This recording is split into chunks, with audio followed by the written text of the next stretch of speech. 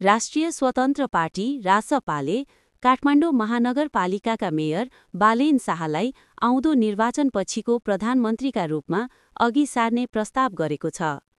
विश्वस्त स्रोतका अनुसार रासपा सभापति रवि लामिछाने स्वयं बालेन शाहलाई भेट्न कमलपोखरी स्थित रासपा नेता असीम शाहको निवासमा पुगेका थिए।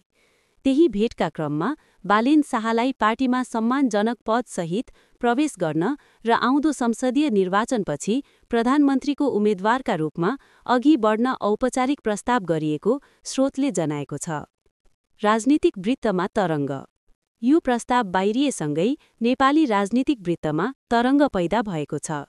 स्वतन्त्र छविका नेता, भ्रष्टाचार विरुद्ध कडा कदम चाल्दै आएका र युवामाझ अत्यन्त लोकप्रिय बालेन शाहलाई प्रधानमन्त्रीको उम्मेद्वार बनाउने प्रस्तावलाई राजनीतिक गेम चेन्जरका रूपमा हेरिएको छ। रासपाको रणनीति के हो? रासपा पछिल्लो समय वैकल्पिक राजनीति, सुशासन र नयाँ नेतृत्वको नारासहित अघि बढिरहेको छ।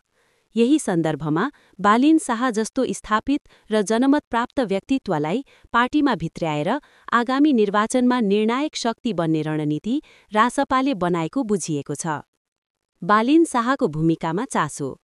हालसम्म मेयर बालेन शाहले यस प्रस्तावबारे सार्वजनिक प्रतिक्रिया दिएका छैनन्।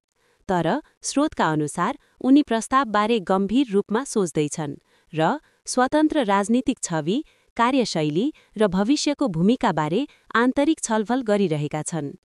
राजनीतिक विश्लेषकहरू के भन्छन्?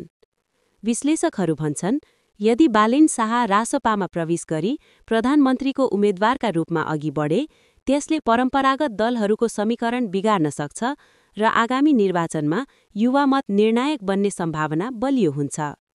के बालेन शाह पार्टी राजनीतिमा